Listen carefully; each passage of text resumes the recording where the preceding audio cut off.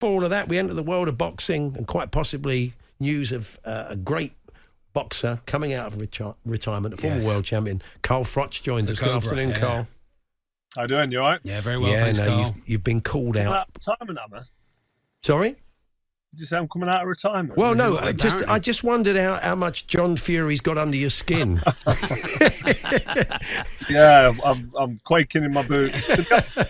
I've got respect for the old boy. He plays his part. He goes into character, doesn't he, during the pre-fight press conferences and the weigh-ins and that, and starts chucking tables around and threatening everybody. But I've got no real beef with him. But if there was any real beef, I'd happily settle it in the ring. But to be honest, it's not realistic. I'm not the kind of guy to beat up on old men that look like Uncle Festus, Jordan.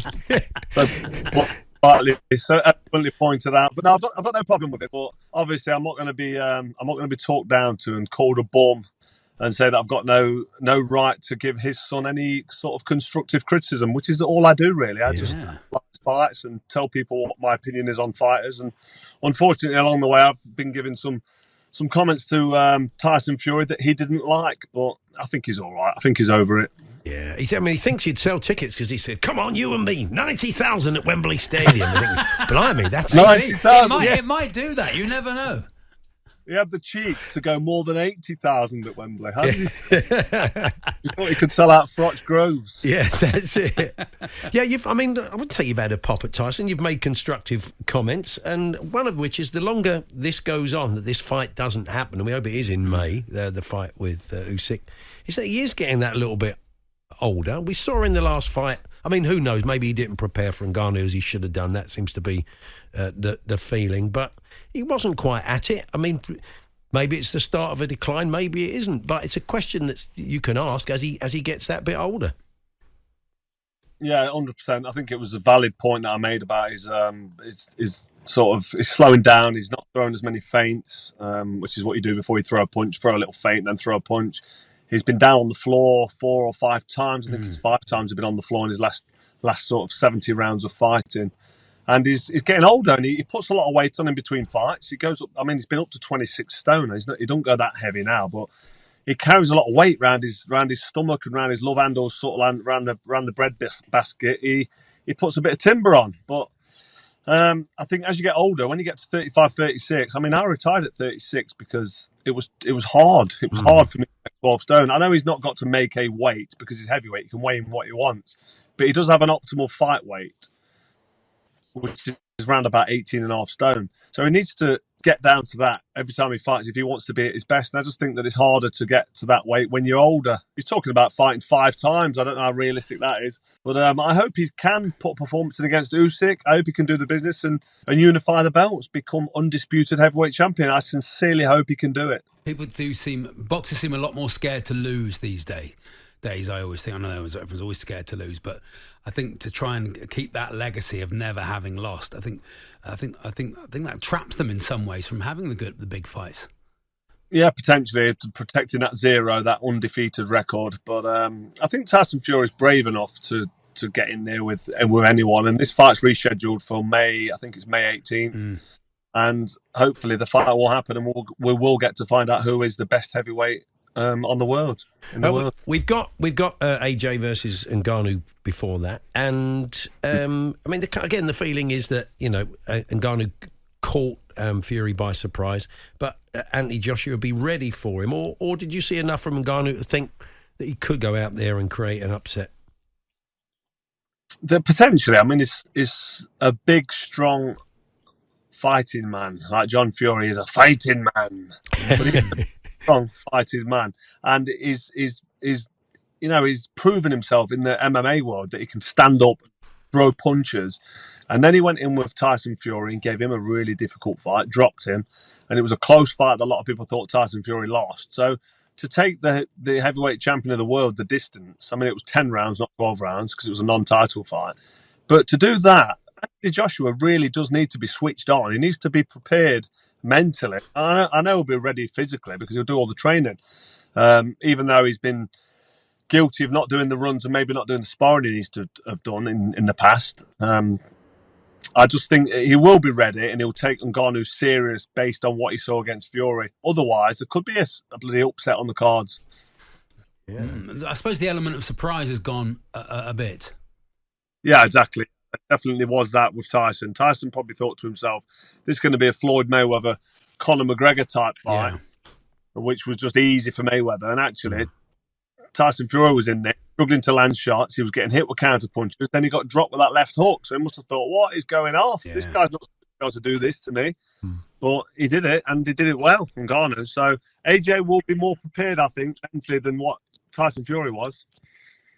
You fought in the pre-Saudi era, Carl, which meant, you fought in front of amazing crowds. You didn't do too bad out of it, obviously. But the money that's on offer means, you have to give up on the atmosphere that you would have fought George Groves in a couple of times for the kind of money that's on offer. How would you have liked to have been around in that Saudi era, or will you take the big nights you had in front of huge crowds?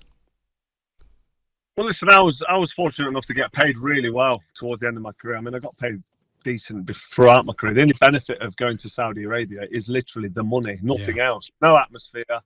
There's no prestige. The crowds, the atmosphere, and that feeling of euphoria when you win. I mean, the O2 Arena, 20,000 when I rematched Mikel Kessler, even 8,000 in Nottingham when I fought Lucian Bute, a home crowd. Just unbelievable. And obviously 80,000 at Wembley, that will never be beaten. That's why I retired. I thought it's never going to get that good. So I retired. But to be out in Saudi Arabia fighting in a unified or undisputed world title fight, and you can hear a door shut in the background, it's just like, where's the crowd and the energy and that we're all on a frequency, and we tune in as human beings to each other. We feed off energy. And you don't get that in Saudi. I'm not giving Saudi any stick. They probably don't know the fighters. They're probably not that interested. They've got no sort of allegiance to try and support any individual fight. They're just there partaking in an event, and they're watching it, and they're sitting there and they're clapping their hands very politely, and they're just watching the show in front of them. But it doesn't really mean anything to them. And you can see that and feel that in the atmosphere, which is a real shame. But if I'm going to be honest, would I have swapped that for mine? What, for an extra 50 million quid? Yeah, probably. You're nothing but honest. That's true. And you keep busy. You've got your own YouTube channel, Froch on Fighting. You do stuff for us here on talkSPORT on the YouTube channel as well. But did you ever contemplate training? Have you ever seen a fighter and thought, I could make that kid better? Have you ever thought about that, going down that route? I think training somebody would be interesting, but it's just so time consuming. And I've got 3 young kids. I've got my boy Rock, who's 13, and I've got 2 girls, Natalia and Penelope. They're 8 and 10. So I wouldn't want to spend that amount of time away from home from them to go into training. I'll tell you something quite interesting that I'm doing that I didn't mention earlier before I came on here. I'm actually going to train an actor called Toby Cabell. You might have seen him in Rock and Roller. Or Shia LaBeouf. Do you know Shia LaBeouf? Yeah, of course, sure. He was in Transformers next to that absolute darling Megan Fox back in the day. She's gone a bit strange now, actually. I was looking at a bit of this vampire stuff she's doing. Right. But she still looks good. But without going into that, I'm going to be training Shia LaBeouf and Toby Cabell in a film called Salvable. I'm going over to New York next week for a week to train these guys. I'm really excited about it. It only got confirmed a couple of days ago, but I'm really excited about it. So, Froch on Fighting is coming to Hollywood. So very nice. Oh, that should be interesting. Yeah, you have to report back and tell us how it went. Just one final one. Would you like, you mentioned your kids there? Would you, if they wanted to box, how would you feel about that? Well, I've sort of made Rocco box, so I've took him on the pad since he was a little kid, and he does bag work and that, and he goes down the local club that I used to box at, the Phoenix ABC in Nottingham, and he had his first sort of skills bout about 2 months ago. Oh. To answer your question, I don't want him to box. If he wanted to, I'd let him. I wouldn't particularly want him to. He plays golf. He's been playing golf since he was 5. We've got a studio at home, so he's able to hit the balls through the winter. I don't think I'd want my girls boxing.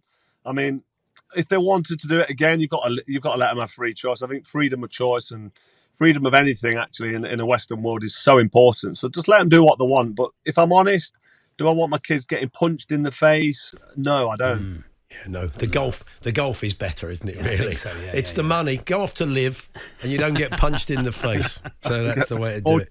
Live, exactly. Yeah. Cheers, Carl. Good to talk to you. Enjoy it out in the States. Yeah, well, I'll be interested to hear how it all goes. Yeah, I'll let you know. I'm sure you get an update when we're on there with Simon Jordan and Spencer Oliver and the boys on Talk Boxing. But yeah, thanks for magic. Excellent. Nice. Cheers, one. Carl. Cheers, Carl. All the best.